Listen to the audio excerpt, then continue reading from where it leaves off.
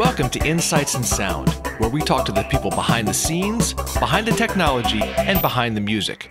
People you may not know, but you should. And please check out getitinwriting.net/shows for a full list of our podcasts and YouTube series.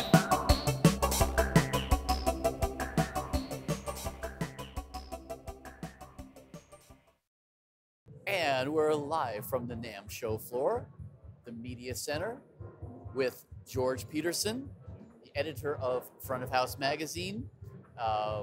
Before that, the editor of Mix magazine. For 30 Before years. that, all sorts of stuff.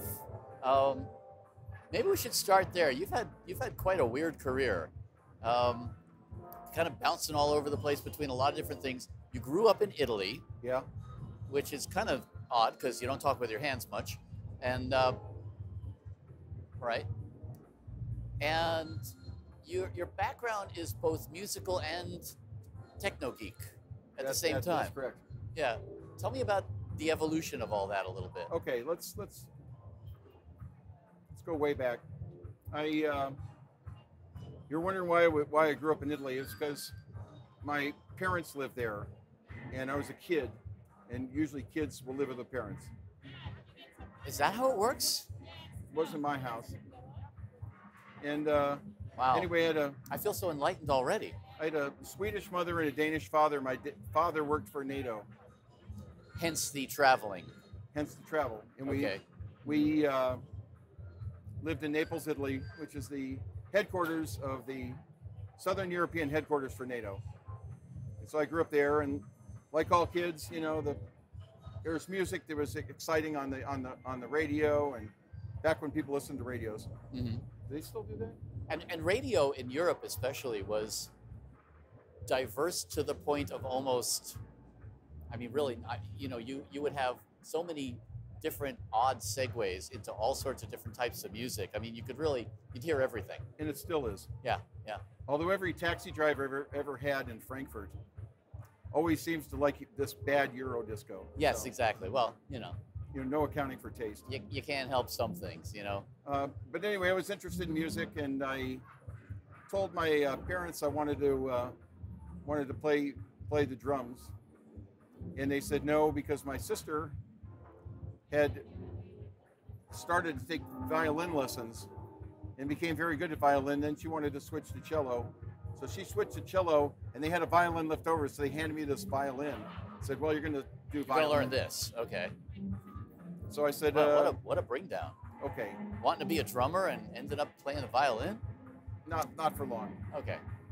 So anyway, I became a drummer, joined a band like everybody else, and played essentially a cover band, playing the typical top 40 of the day: the Beatles, Rolling Stones, Cream, The Doors, Hendrix, Mm-hmm.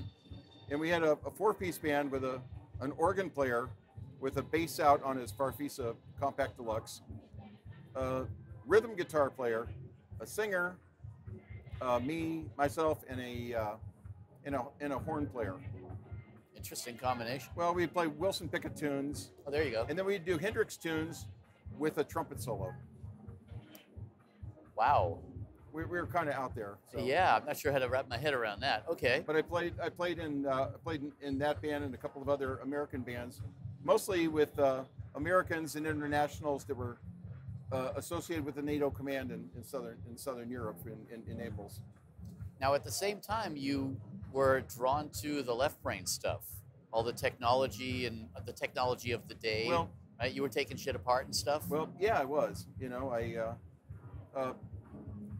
built a tube amp when I was 12, and I learned how from kits. I would get Heath kits. Heath kits. Yeah. And Night kits from Lafayette Electronics. Oh, And yeah. I could actually order sure. those from the States and get them. Uh-huh. And as long as I didn't accidentally plug them into a Plug them into a 220? volt outlet, Yes, this was before the days of switchable power supplies. well, Yeah. try finding a switchable power supply in a Fender Twin. Fair? Yeah. See? Yeah. So occasionally I meet people and they would plug their Fender Twin into a 220 volt outlet and it would explode. And either I could buy it cheaply from them because it was blown, and then all they have to do is change the power transformer. Right. You know, so. Yeah. A But, good way to but I learn was stuff. I was self-taught in electronics, and if you're a drummer in a band, if you're in a drummer band and the band breaks up or something, it's not like you're the guitar player and you can go off and get, you know, a coffee house gig when you're a drummer. Could lead drum circles, I guess. Oh, they didn't have those back then, They did didn't they? have drum circles back then. Yeah. So anyway, I started doing roadieing for different bands, and of course back then, I was also a quote sound man, which meant I set up the system, and then of course, there were a lot of high impedance mics plugged into the second channel on guitar amps, Of course. you know, and everybody goes, "Whoa, And what's stage that?" monitoring didn't exist. No, really. it didn't exist at Yeah. all. Mhm. And you know, I learned about that sort of thing, and then eventually I came to America to go to college, and I was really excited because I was like 18, wanted to go to college, and What was the draw to come to America? I mean, why not stay in Europe since you had grown up in Europe? What was the draw about coming to the U.S.? well, the rest of my family wanted to come back. My sister wanted to go to college in the States, and you know, my mom had relatives in the States. We came back for that. Okay. But I found out that in Italy there has never been a drinking age, and I was unaccustomed to the idea that. And I was going to be in a band, and they go, "Well, you can't play in here. This is a bar. They serve you're not 21. alcohol." Yeah. And of course, growing up being, you know, 11, 12 years old and starting to drink socially, mind you, Of course. because nobody binge drinks in Europe. It's not like, "Hey man, watch me chug this beer in high school." It wasn't Right. like that. Right. I might go with my friends to a pizza Because they're not place. deprived of it. Therefore, not- it's yeah. nothing. It's I not. think- It's I not think that Europeans thing. are a Yeah. little sharper than Americans sometimes. But I lived in Europe for many years. I understand what you're saying. There's a you know, there's not that forbidden fruit aspect of it. right. Yeah. But I would go out with my friends. We'd go to the, there was a street in Naples called Via San Sebastiano. And it's where, it was like the street in New York where all the music and guitar shops, they put them all in sure. one street. Uh-huh. And they called that Music Alley. That was the name of it. Mhm. And we would go down there and check out the new stuff and bother the store owners. Of course. And then after that, we'd go to get a pizza. And we go to this pizza restaurant, it was a favorite, called Il Pizzicato. And we would go there to get a pizza, and the waiter would come by and say, what do you 12-year-olds want to drink? And, you know, we might have a beer, might have a Coca-Cola, might have sparkling water. It's pizza. You're supposed to have red wine, Yeah. right? Could that, or not so much red wine with that, but Okay. But we, you know, it wasn't like we had to get a beer to be cool. Right. And sometimes you just wanted a Coke.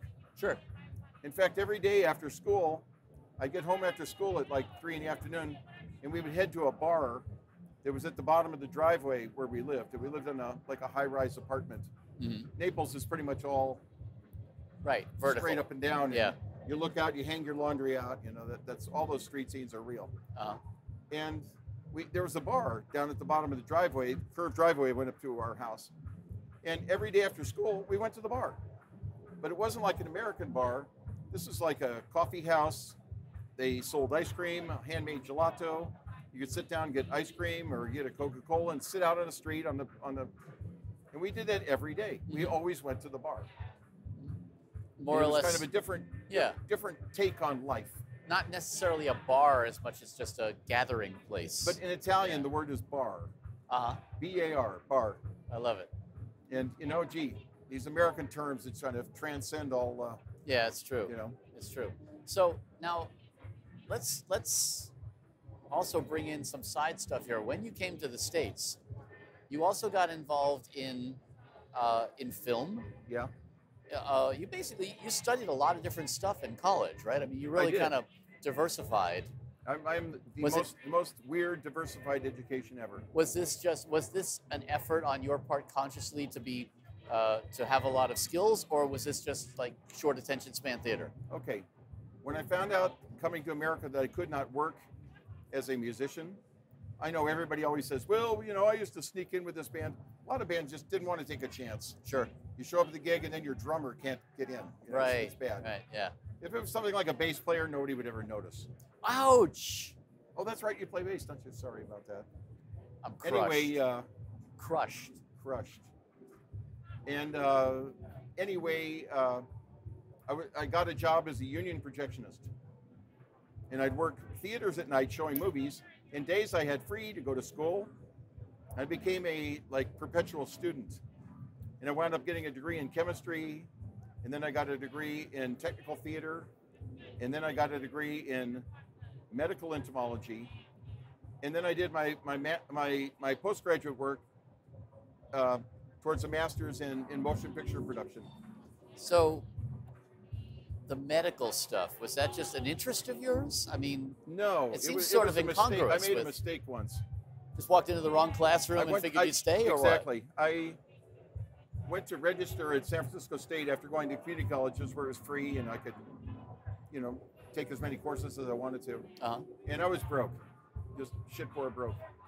And after I got to San Francisco State, I went to register as a junior, and I wanted to take a lab course in life sciences, and everything I wanted was full.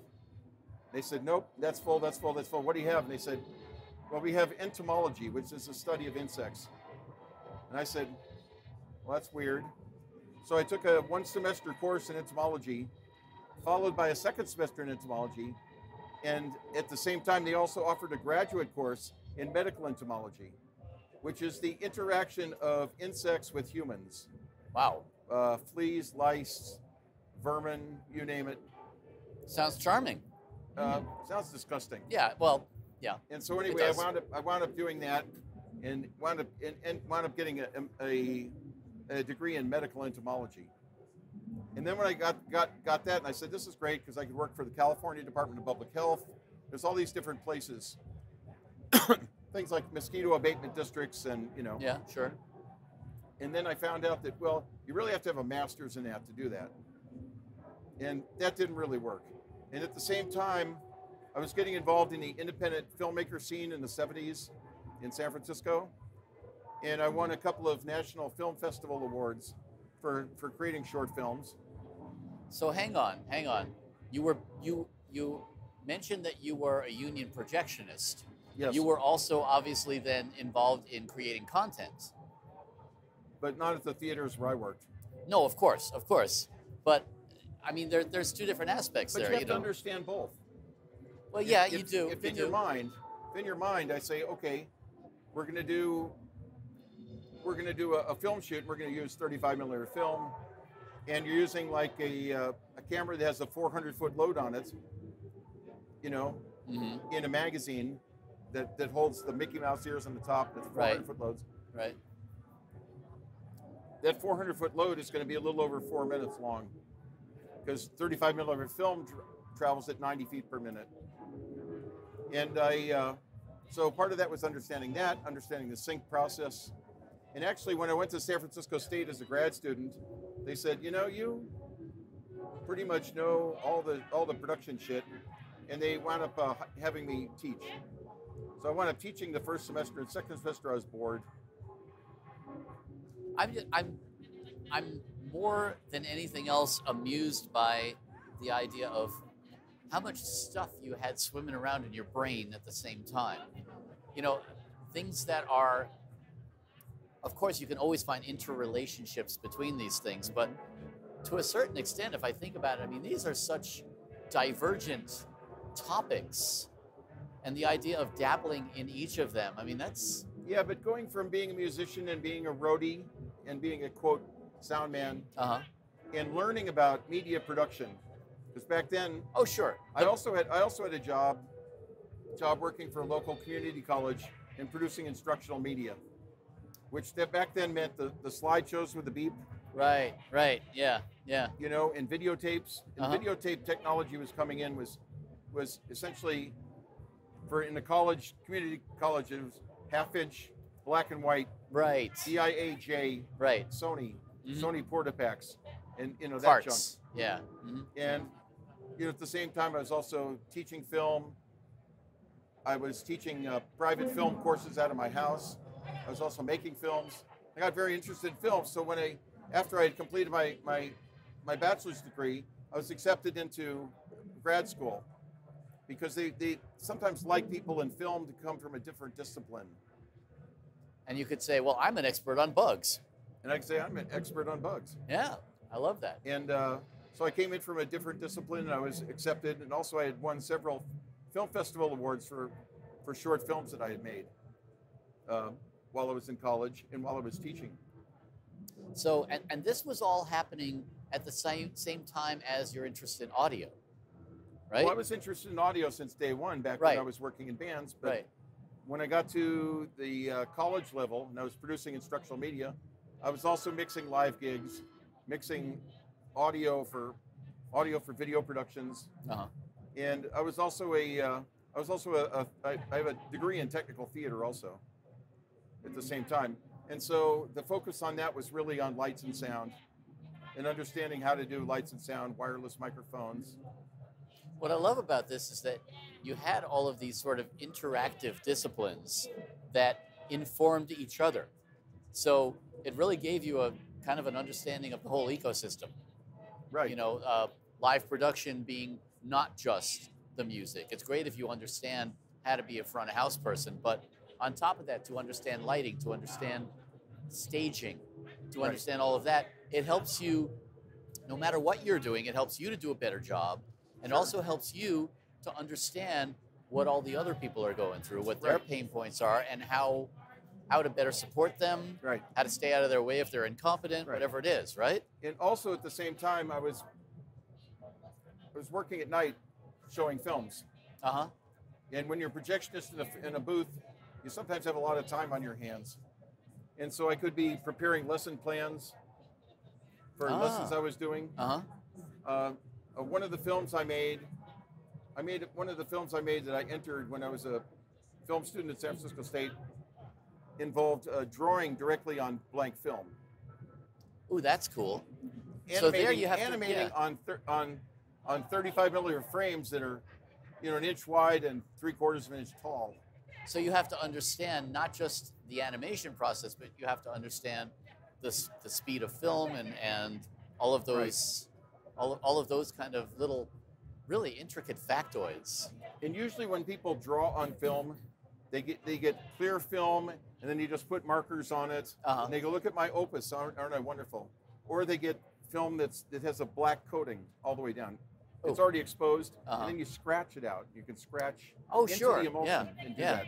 Etching it, basically. But what I did is I took Sharpie pens, and I drew them onto clear film, and then I took it to Photomat, and I said I want to get prints made of these. And I found out which Sharpies, when they're reversed, create what colors. Interesting. So I did this. So instead of it being a clear background with kind of pastel colors, I made a negative of when I finished the entire project. It was only 3 minutes long, and it was kind of dancing little spaceships and stars to the tune of Hall of the Mountain King. Is this available to be seen anywhere? I hope not. Oh gosh, that sounds really fascinating, actually. But when you reversed it, it was a black background with bursts of these brilliant colors coming out of it. And that was actually, it was pretty cool. But you have to kind of think of how can we do this completely different? Yeah. Interesting. Yeah, you really, you were kind of pushing boundaries really early on. But the funny thing is I did a lot of that animation when I was sitting in a projection booth. And I had a thing called a synchronizer that's geared teeth, and I could lock a frame in and do the cut, do the coloring, and then advance it one frame and then do a coloring on it. So you had the equipment that you needed I had there it at your right in the fingertips. Yeah. But see, I was low man on the totem pole with the IATSE projectionists. I worked 3 nights a week at a Mexican movie theater, showing films in Spanish. Did you speak Spanish? Yeah, I'm fluent in Spanish. Okay. And That's helpful. It really was helpful. Yeah. Where I not only had to show the films, but they had a local merchant slideshow in between the movies. Oh, nice. And on Wednesday night, I had to spin the bingo wheel. I'd operate the bingo wheel so you could have a bingo giveaway. So there was a bingo game in the middle of... And between films. Wow. They take a break. People go out and get popcorn, and they come in. There would be a Play bingo bingo. game. Yeah, you'd win free passes to the next show or something. Hey, whatever works, I guess. You know. But anyway, so I worked there 3 nights a week. I worked two nights a week at a foreign language theater where they didn't speak English. Didn't show English language films, and they're all subtitled stuff. And then I worked 2 nights a week for the Mitchell Brothers, showing porno films. Yeah, they were infamous in San Francisco at that time. They were pretty infamous, but Yeah, I was actually on the other side of the bay. I wasn't on the side with the Ultra Room, where they actually had dancers in between and little booths where the window would pop up as you would put a quarter in and you could see a live girl. Oh yeah. Talk to a live girl for a minute, and then the window would pop down and you put it into the quarter, which tells you how cheap that was, you know. Well, there's a song by the Tubes about that. Oh yeah. Yeah. Immortal. So let's transition from that. But I want to add that while I was able to work as a projectionist for 12 years, that also allowed me to, I had union coverage, I had healthcare coverage for my family. Mm-hmm. I could work at night, I could teach classes during the day, I could work on schoolwork and do things in the booth at night while running the shows. And then later on, I started writing magazine articles. I could just bring a typewriter in, and I started writing for some film magazines first. So you had a typewriter in the projection booth. Yeah, my typewriter brought it. Didn't that disturb anything? I mean, could that soundproof. be heard? Oh, okay. I mean, you got a clacking projector behind you, you know. Yeah, fair enough. So yeah, let's transition to that because you made this other quantum leap into publishing, into writing and publishing. Right. And there again, that's another whole discipline. Right. How did that happen? Well, I had written articles for a couple of magazines.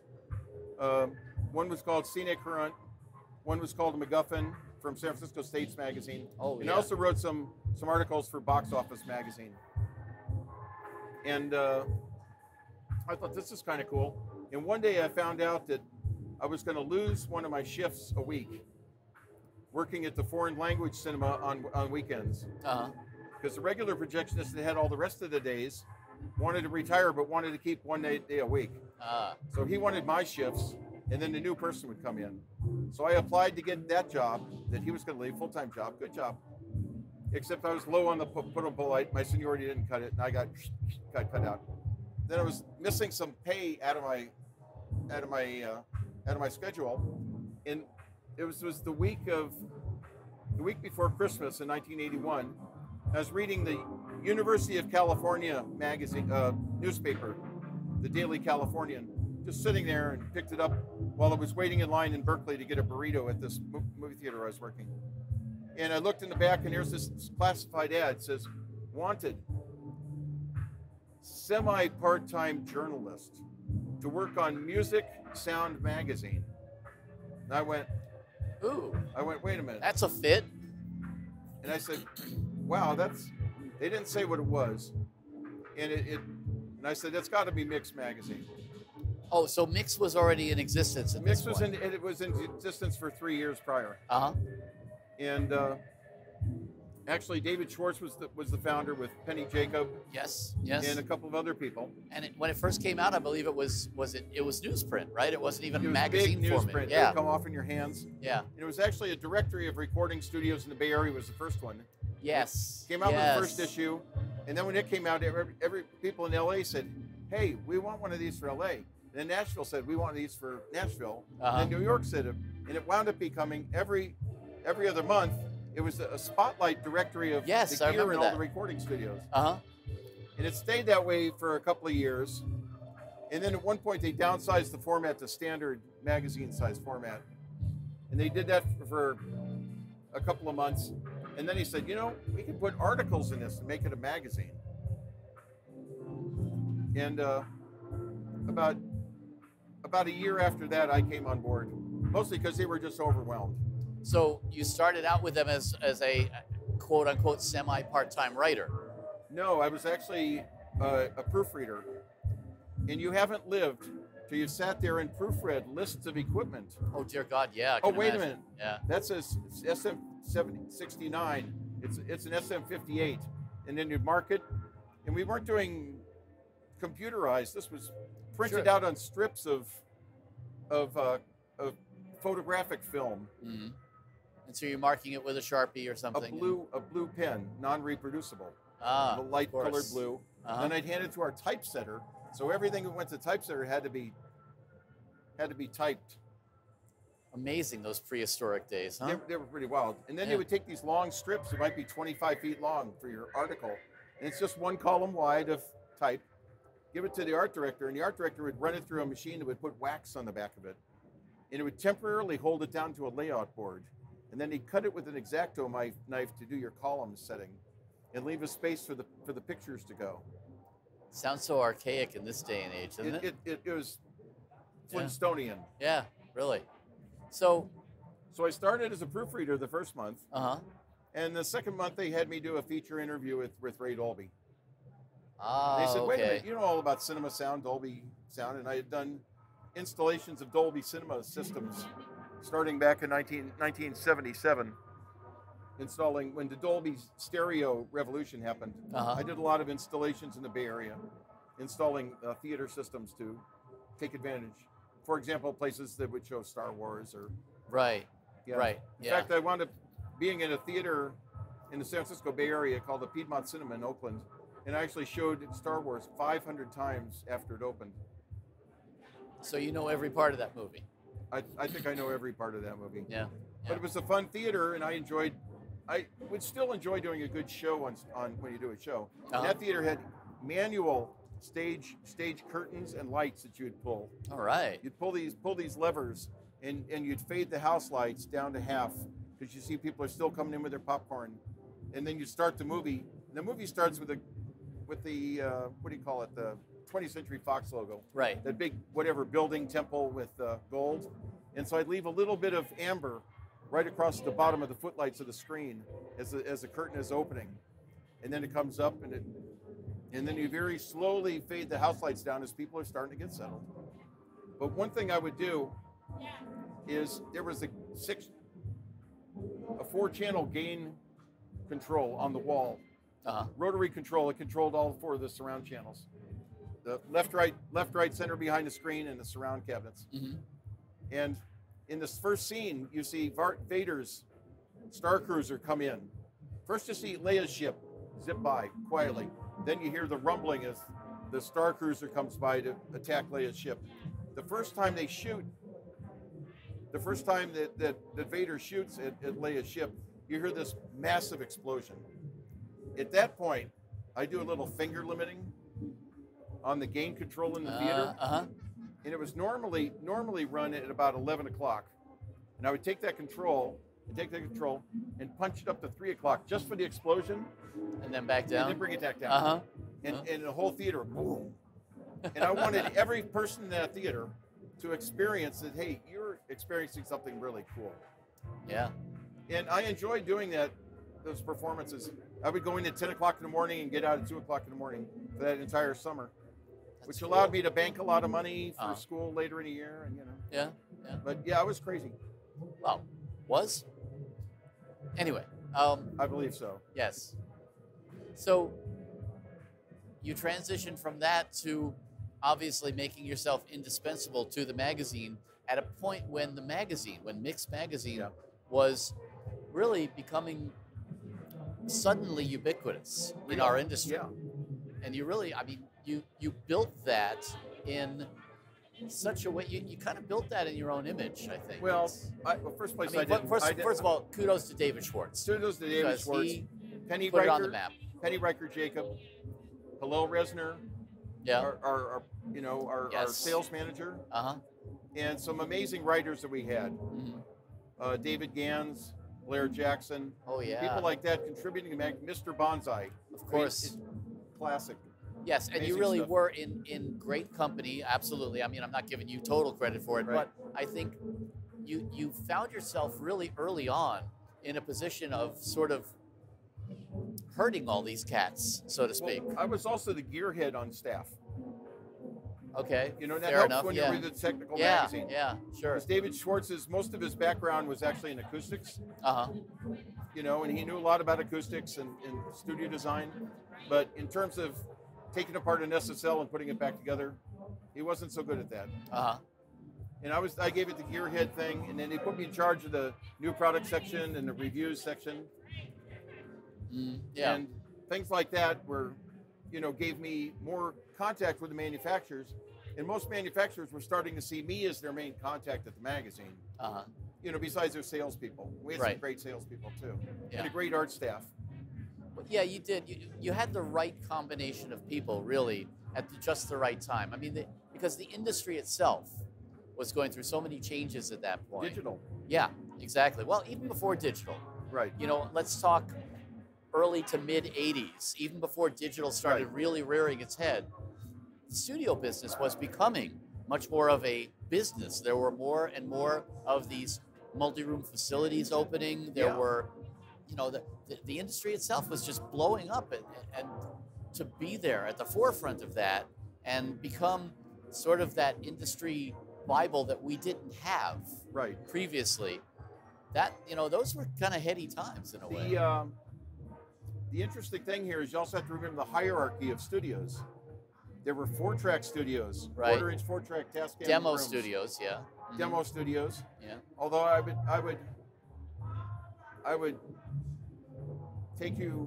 say you're wrong at demo studios.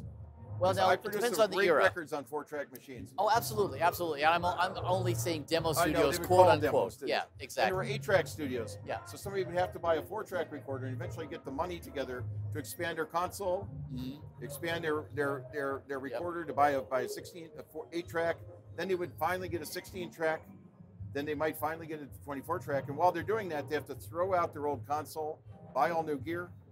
This is money. Yeah. Right now, if you have a Pro Tools rig and you only have enough mics to do 4 channels of recording, when you finally get some more mics or more inputs and want to do it, it's easy. It's easy. Yeah. And it's easy now to say, hey, I want to make a record and we only have, and people have talked to me and they said, hey, can you listen to this demo of my band's thing? It's just, I'm really sorry, but we only had 24 tracks to work with. Right. I feel like decking the guy. Yep. Say, shut up and make a record. Yep. Now, the other thing that changed everything, or was part of the change, let's say, was the development of MIDI. Because MIDI enabled us to take those lowly 4- and 8-track studios and more or less add in tracks by virtue of synths. Right. Which was, synths, drum machines, whatnot. That again was a game changer. Right. And well, not only that, you can either work entirely in the electronic realm in MIDI, or you could buy a low-cost synchronizer like J.L. Cooper's PPS-1. Right. Use a track, have a sync track on your 4-track. You could have 3 tracks of analog acoustical recording, plus all of the other tracks. Sure. And there were like there was software for the Atari and the Amiga and the Mac and the Windows machines, where you could really just lock all of these. I mean, everybody had their own proprietary system. Yeah. I worked for a company called Hybrid Arts that had a little program that came with its own sequencer. Can you get my ADAP1 fixed? It's an ADAP2, isn't it? Was there No, an I have ADAP1? an ADAP1. Really, you do? Can you fix it? No. Good. It's going to the dump. I had an E-waste. ADAP2. E-waste. Yeah, I had an ADAP2, and I took it with me to Germany when I went over there. And that was with it was that Super Atari. What was that called? The Mega 4. Mega 4. A Yeah, piece of crap. running on that. We had it was that screaming 8 megahertz bus, good times. Well, my studio was Atari ST based. So you understand, yes. I didn't understand. Yeah. Mm-hmm. But I think that started changing the equation too. And then, of course, once digital came in, once you had the ADAT, again, the whole paradigm started changing. You were skipping so much here. Well, we couldn't possibly go into it all. But when the Sony PCM F1 came in, in 1982, so we could mix in digital, you could mix, or you could multi-track to digital. Mm-hmm. Yeah. And what I was doing in our studio, we were running 4 3/4-inch U-matic machines that were interlocked with SMPTE, and we were using 4 Sony PCM F1s to record 2 tracks on the first one, 2 tracks on the second one, 2 tracks on the third one, 2 tracks on the fourth, and you better have a machine room.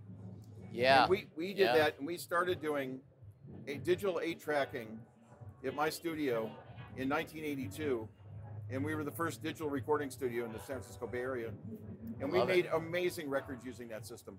Well, and you know, that comes down to the old adage of if you know your gear, you can do so much more with it. You know, I mean, you have this great story about using your analog 4-track and recording your stuff and then taking it into a studio to mix it, right? Well, what we would typically do is we'd record a band live, get the band rehearsed tight, record them live on the 2 tracks, 2-track recording, but do it on 2 tracks of the 4-track. Then we would do overdubs of the vocals, guitar solo, sometimes bass, sometimes percussion, backup vocals, and of course you'd have to checkerboard all that. You know, the lead singer stops singing, and okay, we're going to put the guitar right in after that. Right. And then what we would do is we'd take our TAC 1/4-inch recorder, put it in the car trunk, bring the exact machine that we recorded on, put it in our car trunk, take it to Music Annex Studios in Palo Alto. They had a beautiful Neve console. They had EMT plates. They had Lexicon gear. They had an ATR 102 30 IPS 2-track. All the stuff you need. Yeah. And they had multi-track rates were like, at the time, were like $80 an hour. But they said, well, if you're not going to use our multi-track, you can record at $25 an hour for 2-track recording. So we would go in with our Tascam, our own machine, set it in, patched into the Neve, break channels up. So we'd have bust it out to different areas. Bust it out to different ones. So when the vocals came in, it had its own track. All we had to do is hit the mute in and out. Right. And we'd have a different EQ, different effect settings for everything. Yeah. And then we'd go out of that into an ATR 102 30 IPS. And we did these records, and these people would listen to it because, man, that really sounds. It's going through a Neve console, of course. Of course. Really beautiful Uri I 813 monitors. And we recorded on that, and then we released stuff on vinyl because that's all you could at the time. And people would go, God, that sounds amazing. What did you record that on? I said, Tascam 4-track. And we almost never bounced tracks within the Tascam. Never did that because you lose so much in thin format recording when you start bouncing tracks. It's really nasty. It is. And you know, there's an art form there too of knowing what to lay down first. You know, because you never lay down the bass first, for example. You know, you could lay down the tambourine first and it'll still be there after 5 bounces, you know, but lay down the bass first and it's gone. No. You know. We even did songs where we didn't have a track left for the bass. And we would put the bass down live in the control room, plug it into a direct box, and either myself or my partner or some bass player would come in and be playing the bass in the back of the control room. And when the bass is playing in the back of the control room, it's just coming in like a track. Yeah. It's not that like the bass is going to bleed the playing electric bass is going to bleed all over the place. Sure. And if it did, well, there were no mics to pick it up anyway. And we could have put in a mic just to get a little bit of that string noise if the slaps and stuff. But we did these crazy ideas. And the whole idea was we didn't have anything to work with. So you figure out how you make things amazing with the crappy gear. Well, and that comes down to something that has always been kind of near and dear to my heart, which is the power of limits. You know, when we had less gear, when we had fewer tracks, we tried harder to squeeze everything out of every little bit that we had. And I think it was, you know, I mean, now you talk about, you know, people who fill up 200 tracks because they can, you know, and ultimately they end up with way too much to decide. Right. And, you know, you put all the decisions off and you go, yeah, I've got 75 takes of this guitar part. And now I never bothered to write anything down. I don't even know which is the good track. That's the other thing too, you know, and there's another aspect of that too, which, you know, I saw there was a video that's been going around for a while, just lately, talking about Billie Eilish comping a vocal out of about 80 different tracks. Yeah. You know, and I understand the idea of why one would want to comp certain things, but to me, I think there's a continuity to doing one take. Even if you do go in and you punch in a line here and there, but having that performance be one continuous take, there's an energy there that you're never going to get out of comping things. And even if the average listener doesn't know why it doesn't sound the same, psychologically, I think they understand that something's different. Well, we produced a number of albums for musicals by the San Francisco Mime Troupe. Haha. Actually, they don't do pantomime. It's the original meaning of the word mime. Yes. For performing. And we did soundtracks for a number of their albums, and we only had a digital 4-track to work with.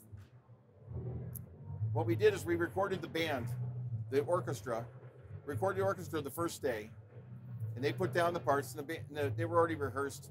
The cast was already rehearsed. Next day, we had 2 more tracks left, and we ran the orchestra tracks at low volume through wedge monitors in the studio. And then we placed stereo mics to pick up the chorus, standing like where they would be on stage. And we did the recording that way. And that's what the actors were used to performing that way, standing like they're in front of a pit orchestra. Sure. And the audio quality on that was absolutely unbelievable. In one of those albums, one of those albums was the soundtrack for a play called Seeing Double, which won an Obie Award. I think in 1980 for Best Off-Broadway Musical. You know, one thing that seems to be a common thread here for you, though, is you really learned everything there was about the equipment. You learned to really milk it for all it was worth. Right. And that, I think, is so important because a lot of what we have now is everything's done for you. Right. You know, it's all thought out. People don't learn about signal flow. People don't learn about gain staging, any of those concepts that I think are so important because you can't let the machine do it for you, you know? And having that experience to learn everything about, you know, the stuff you're just describing, you know, where to place things, how to bounce tracks, all of that, I think that really changes the way you create. Oh, without a doubt. Yeah, you know? But that's the way people used to create. Yeah. Now you download some loops, throw them in, throw in some other things, move your loops around a little bit, bring in somebody to scream, and collect your Grammy. Well, I'm partial to the whole creative process thing myself. So, you know, I applaud that. I think that it's really important for people to learn the rules, to learn how to use that stuff. Even if you're never going to really use it, having an understanding of that, to me, is like you're going to approach things differently. You're going to approach the whole process differently. And that, I think that's valuable. You know, I think it's a shame that so many things are done for us. Well, with, you know, now. Once upon a time, bands used to rehearse before they go in the studio. Bands? What's a band? Yeah, exactly. What's a rehearsal, you know? Well, you know, it's funny because I teach a college class, and I was explaining to my students about the idea of the creative process, the give and take between musicians. Yeah. And I realized, well, wait a minute, none of you have really experienced that, have you? And there's something about that, you know, I mean, you know, as a musician, especially as a drummer, you know, there's this thing that happens when you lock in between the drummer and the bass player in particular, you know, there's this, it really is truly, there's an energy, an exchange of energy, a creative energy that happens that I don't think you can replicate by playing along to loops. I don't think you can replicate by preordaining stuff and, you know, just looping stuff over and over again. The imperfections are what makes it what it is. And that, I think, is what makes a lot of the classic performances. Well, you mean like humanity? What's that? Well, the one thing that bugs me is these people that are so set on the idea of like perfection of the tempo. Yeah, yeah. Like a song is not allowed to breathe. You can't push it slightly, push the tempo slightly in the chorus, and then bring it back for the verse. And they go, well, you know, we have to work to a click track. And I say, I don't want your click track. I want this to sound like humans played it. Yep. And musicians will do that. And it's not because they're bad musicians. It's because they're feeling just the vibe opposite and the soul of the music, and being able to let it breathe a little bit and come back and push it. Yep, yep. You know, it's funny, actually, I was talking to someone recently, and we were talking about they had been involved in a remix of the old, remember the song Brick House? The old She's Mighty Mighty. Yeah. Let it all hang out. And he said, you know, we were trying to lay that up to a click track.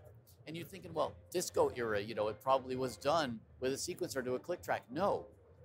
Live drummer, and he said, you know, we had to vary the tempo so much in order to stick with the original spirit of it. And I think there's just something really great about that to me. And, you know? Okay, but how many times have you heard Brick House?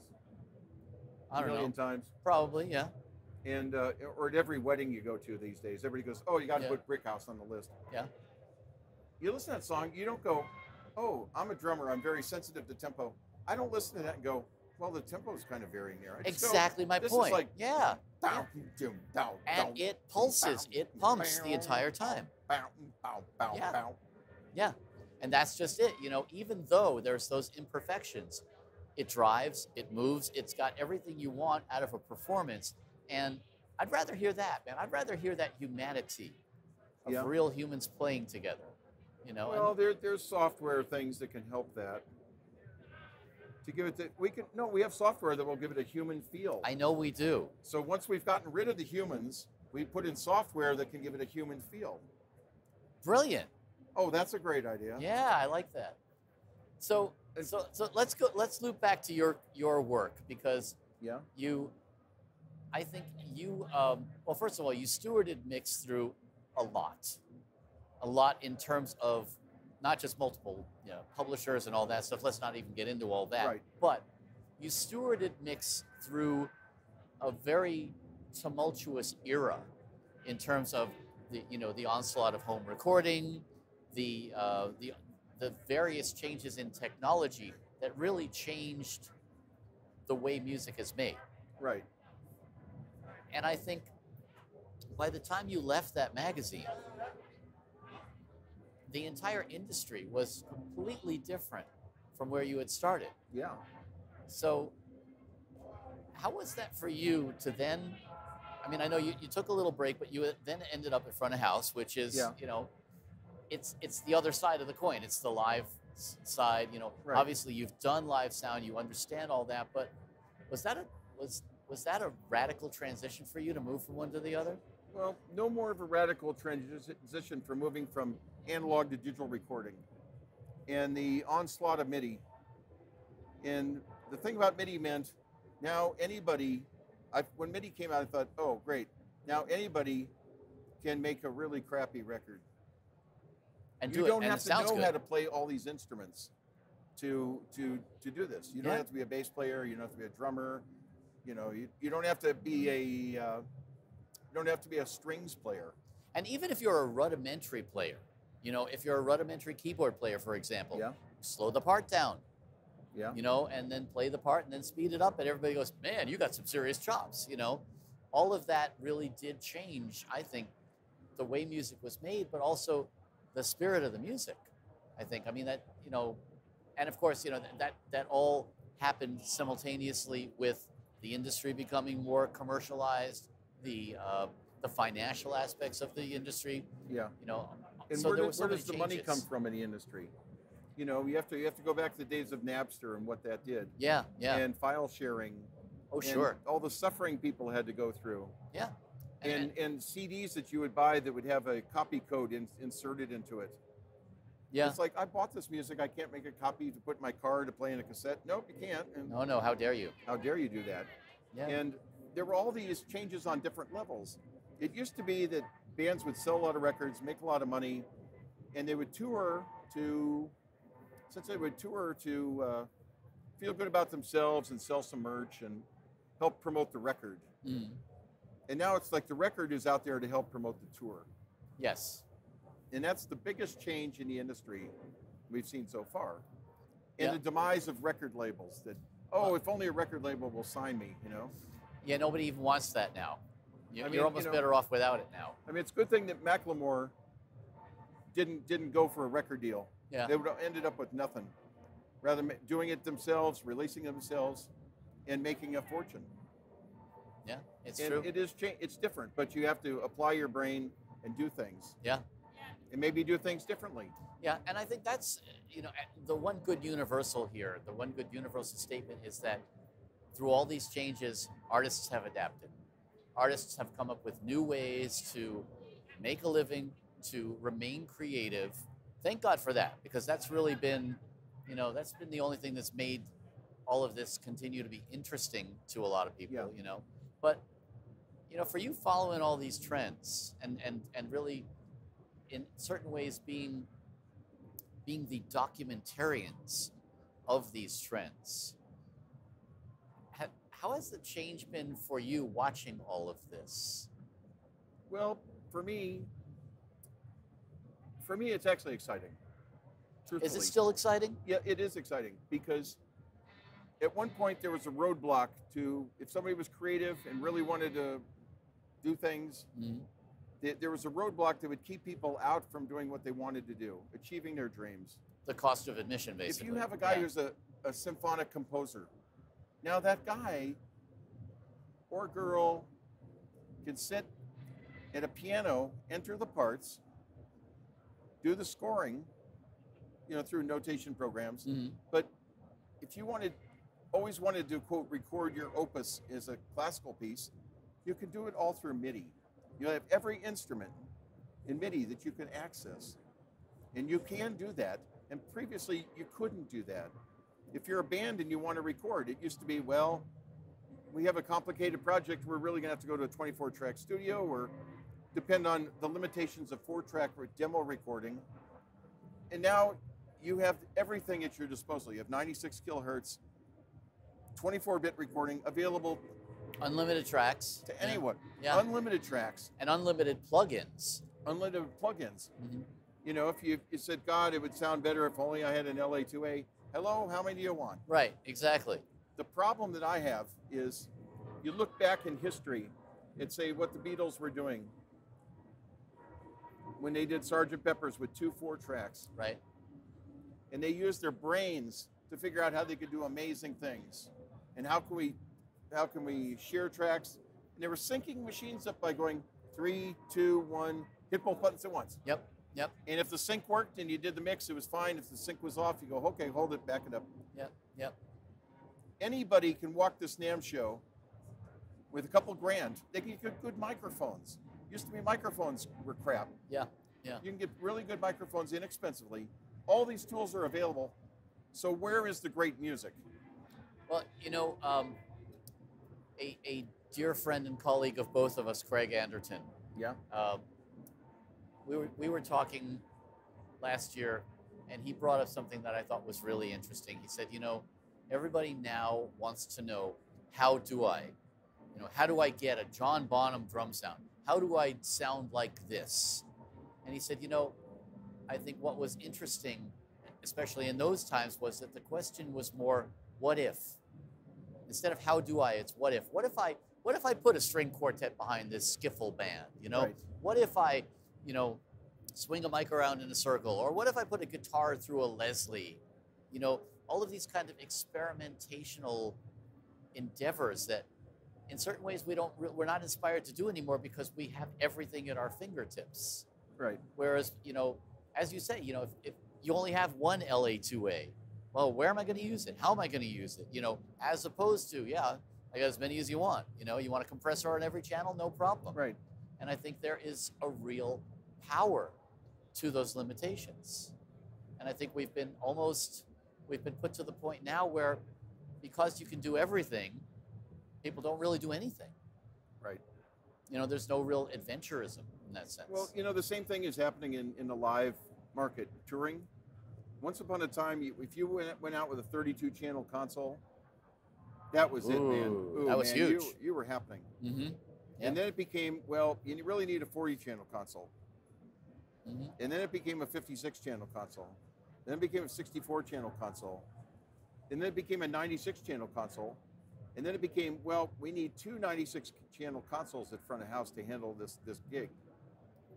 Well, and then once it became digital, then you could get those 96 channels or more into a smaller space. Right, and it could be done, assuming that you're fast enough on the bank button to get down to that in time, or you have everything arranged to do things.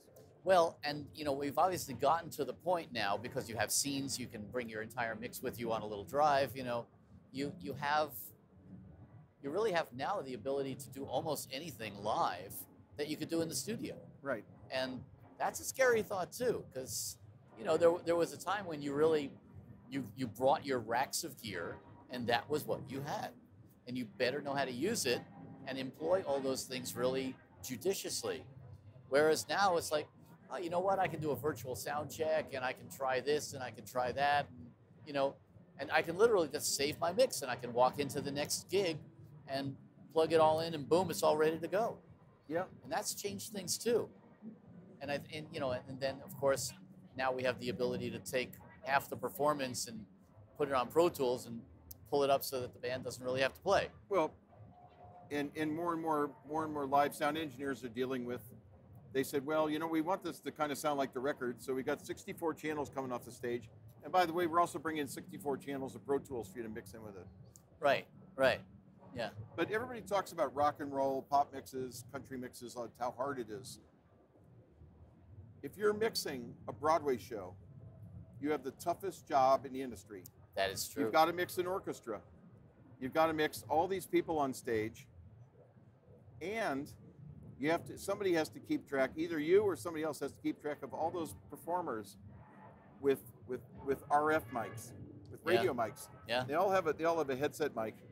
That mic has to be muted the second they're past the curtain. Yeah. Because they get back there and they might have to do a costume change. Their Shuffling around. Come on over here. We're going to change this, and we got to move. We got to put new batteries on your body pack for your wireless system. And somebody's got to mute all of those. Now, thankfully, you can do some of that with mute groups, but every once in a while you kind of miss one, and you know. Yeah. And you do hear that sound. You're out in the audience, especially in little theater, small theater things. And in the audience, and somebody forgets to turn off their wireless, and they wind up going into the men's room, and you hear them, you know, using a urinal. And you go, okay. Where does that appear in the script? Where does that? But I mean, that is really the toughest job. It's very difficult. Yeah. But you know, I think in general, technology has really changed the way we work, and some things for the better, some maybe not so much, you know. But I'm fascinated by the ongoing process of always keeping up with that. You know, I mean, we really do. It's a constant learning experience. But maybe you don't. Don't keep up with technology. I know people that are still working, they are working on what they had, and they still have a Pro Tools 10 system. And they're running it on an old Macintosh, I don't know, Sure, fair enough. OS 9 or something. And you know what? If it could make a hit record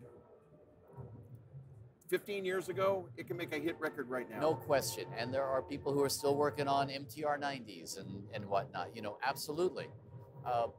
The challenge there, of course, is that as the equipment gets more and more long in the tooth, it's more and more trouble to maintain it. You know, I mean, I know people who still maintain 2-inch machines, but it's like driving an old car. You know, you have to work on it constantly to keep it running. The parts become more and more scarce, and the institutional knowledge is aging and dying out. Yeah. You know, there are people who just, you know, who used to be, you know, the genius person that worked on this gear is no longer here or no longer working on it. And that's one of the reasons why this has become more and more simplified, I think. So, you know, but I think, you know, it's... You know, the tools are out there. If you can't afford the latest stuff, you know, get some used gear and do it. Yeah. Oh, absolutely. Get out there, make a friggin' record. Yeah, because just by doing it, you're going to learn. Find out how to use it and use it to the max. Yeah. Good advice. You know, Bruce Springsteen's The River album, recorded on a Porta Studio. Porta Studio. Yes. Hello. Yep. You know, that record sold okay. Oh, Toby's got great stories about that. About absolutely. restoring that cassette. In Absolutely. fact, But you know what?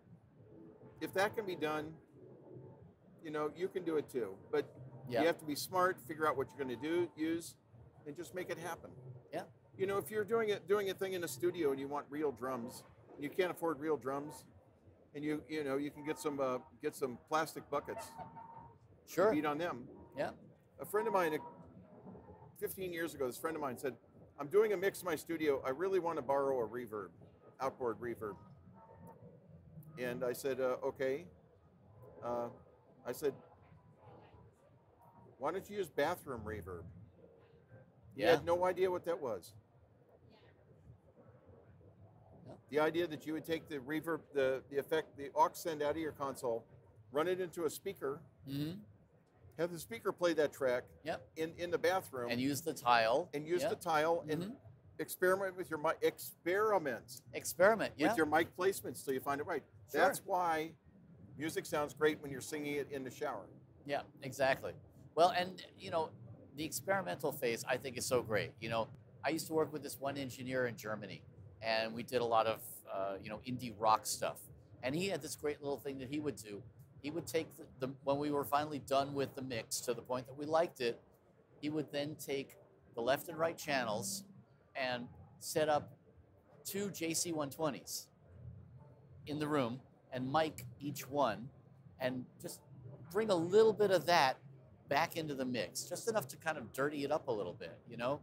And it was such an oddball thing to do, and yet it really changed the whole tone of the mix. It changed the whole spirit of the record for me, you know? Little stuff like that. Again, it's like, what if, right? You know, what if I try this, you know? And I think that to me that's the height of creativity right there. You know, a friend of mine was telling me about an experiment they did where they took 2 Marshall bottoms side by side, pointed them towards each other, and put a ribbon mic, Royer ribbon mic, right between the 2. Oh, cool! Yeah. And put one of the Marshalls out of phase. I love it. So you have a double version of push-pull between them. Yeah. And it's like, how much does it cost to make a 1/4-inch plug that goes out of phase? You cut your speaker cord in half and you resolder. Yeah. Or twist them together and plug it in. Yeah. And he said it was a very cool effect. I'll bet. It's thinking of new ways of doing things. Yeah, and sometimes I mean you don't even have to have the greatest equipment. You know, you don't need any money. I did one of those years ago. I used to do some of these those what they used to call cassette roulettes. You know, where people would pitch their songs. Yeah, right, yeah. And I was doing one at one point with a publisher as a producer, and this guy, you know, there was this one song, kind of a hip hop flavored thing, you know, but there was something about the vocal that struck me. It was really kind of odd. And so I asked the guy, I said, you know, whose is this? And this kid kind of raises his hand, you know, sheepishly. And I said, so what'd you do with the vocal here? And he kind of gets this embarrassed look on his face. He says, well, I don't own a microphone. So I took my headphones and I sang into them. And, you know, and he expected me to just, you know, he expected like everybody to laugh at him. And I said, kudos to you, man. That's brilliant. You know, I mean, for whatever it was, that gave your vocal a certain tone. Plus, there you go, being really super innovative and figuring out a way to make it work.